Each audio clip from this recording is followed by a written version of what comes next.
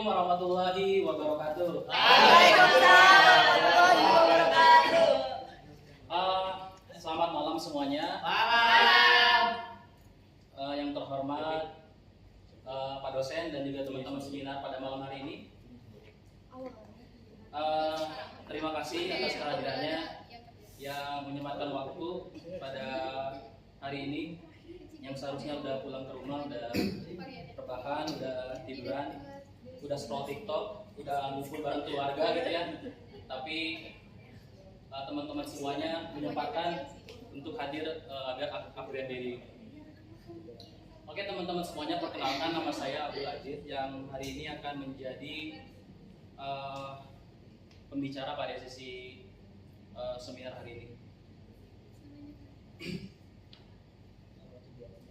Oke teman-teman semuanya, sebelumnya saya mau nanya dulu, di sini ada gak yang punya handphone?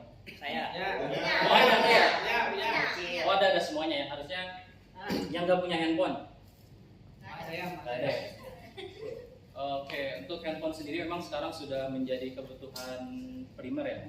Jadi makanya saat ini handphone sangat berkembang pesat. Apalagi untuk perempuan-perempuan kan buat tiktokers. Oke, teman-teman semuanya di sini pernah nggak ketika mempunyai handphone itu rusak dan bingung mau kemana? Pernah.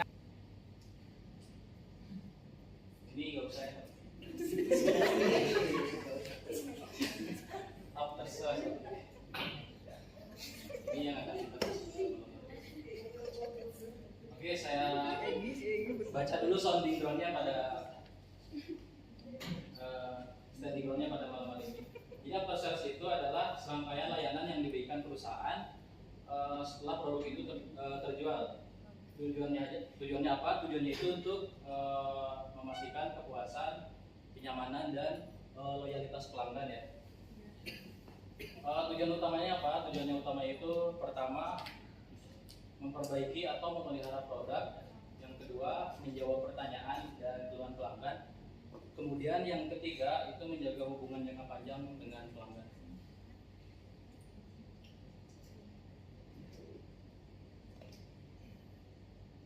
Kenapa sih after sales itu penting? Yang pertama itu meningkatkan kepuasan. Ketika tadi kita bingung, kemudian kita menemukan after sales setelah kita melakukan perbaikan dan ada solusi, kita pasti merasakan puas dan meningkatkan kepuasan selain tadi pas beli barang itu ya. Terus kemudian membentuk loyalitas dan rekomendasi dari pelanggan. Membentuk loyalitas. Jadi setelah customer itu melakukan dan mendapat perlakuan dari after sales, beliau mendapatkan apa ya, kayak mulut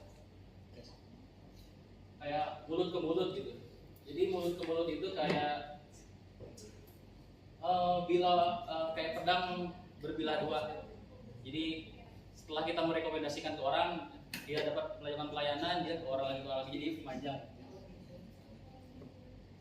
Terus membedakan merek dari kompetitor. Membedakan merek dari kompetitor ini biasanya kan dia membedakan di suatu daerah, contoh misalkan di Cibinong.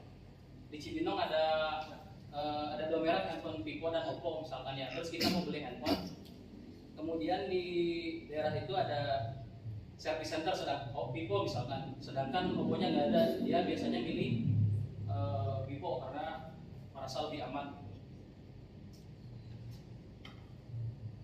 Karena saya mengambil studi kasus di Vivo Service Center, kali ini saya akan melihat alur after sales di Vivo Service Center. Yang pertama, dari kedatangan dan penyambutan ya, nggak mau cepat habis, casnya pakai original gitu. Ini service center gratis ya. Jadi, ini studi kasus. Saya mengambil ini karena sering terjadi di Vivo Service Center. Studi kasus yang pertama itu pernah saya merasakan handphone yang terbakar S20 alhamdulillah sih. Terus kemudian di Vivo di brand sebelah dia biasanya tidak mengadakan garansi tambahannya, tapi di Vivo biasanya dia ada perpanjangan garansi asal tidak pecah sama kena air.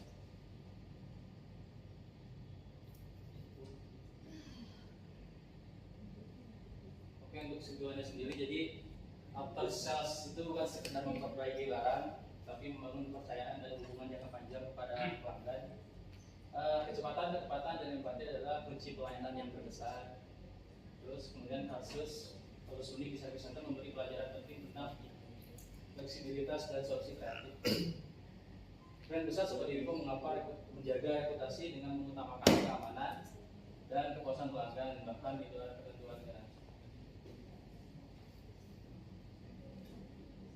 Yang terakhir, dari hello sampai hell kita membangun lebih dari sekadar hubungan, tapi kita membangun kepercayaan. Mungkin sekian dari saya, terima kasih. Pak Eko. Boleh mungkin ada yang mau bertanya teman-teman pada ini narasumber kita yang sangat keren. Boleh dari Bunda Iin ya. Jadi tadi kan bukan hanya membangun hubungan, tapi membangun kepercayaan. Ini kasusnya Vivo ya, menurut Anda gitu dibanding dengan merek lain gitu, Vivo udah jauh lebih baik nggak sih daripada merek lain gitu, dari after sale-nya gitu, atau misalnya dia punya keunikan tersendiri nggak, atau kelebihan tersendiri dibanding brand-brand yang lain? Gitu aja sih. Terima kasih. Atas pertanyaannya. Jadi pertanyaannya adalah menurut saya apakah pelayanannya ada yang lebih baik dari Vivo atau Vivo mempunyai keunikan masing-masing? Atau lebih baik daripada brand lain? Menurut saya yang bekerja di bagian dari divisi after sales itu Vivo yang terbaik. Kenapa?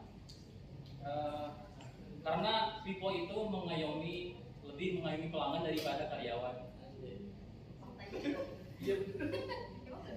Iya, saya pernah membandingkan di Vivo itu, kalau di Vivo itu kalau ada kasus handphone bakar kayak yang tadi, dia lebih gampang diganti daripada brand lain. Kalau brand lain itu biasanya sulit, banyak prosesnya gitu kan. Oke, ada yang mau bertanya lagi? Katanya satu lagi pertanyaannya, boleh dari kubu ini ya. Sekarang boleh ada yang mau nanya Pak? Ada yang boleh bertanya? Nggak ada. Oh boleh kakak, kamu tanya.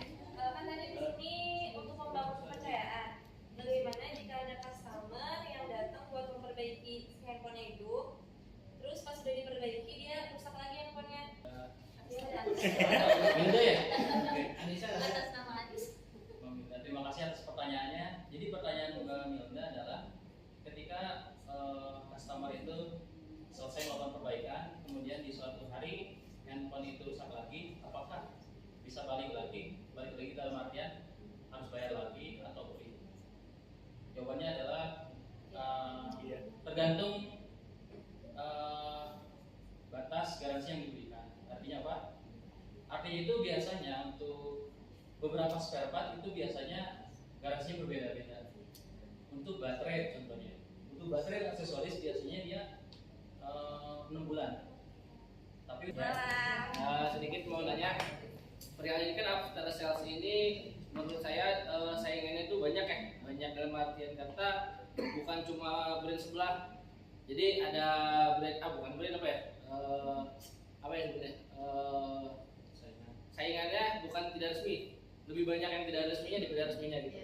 Nah, apakah ada, kan saat itu udah lama banget ya di Vivo ini ya.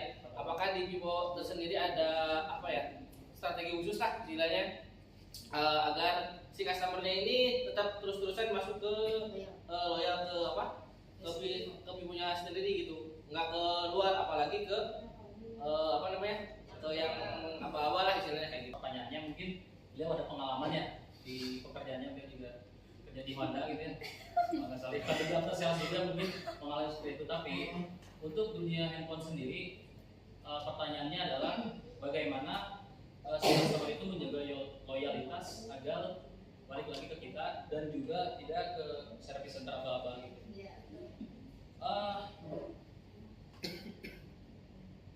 Pengalaman saya untuk yang saya mengalami atau mendapatkan beberapa customer yang berbeda-beda ya. Customer yang langsung ke service center, ada juga customer yang nyimpang dulu ke service center, service biasa gitu yang abal-abal tadi, terus kemudian ke service center.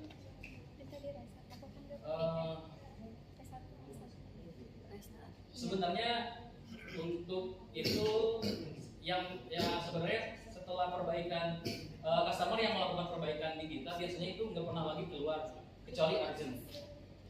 Kenapa? Karena kita melakukan servis 100% dan juga mengedukasi customer, misalkan Mas kalau misalkan servis di service center resmi Vivo itu pertama walaupun mahal tapi ada garansinya, terus kemudian barangnya bagus, original, dan sepengalaman saya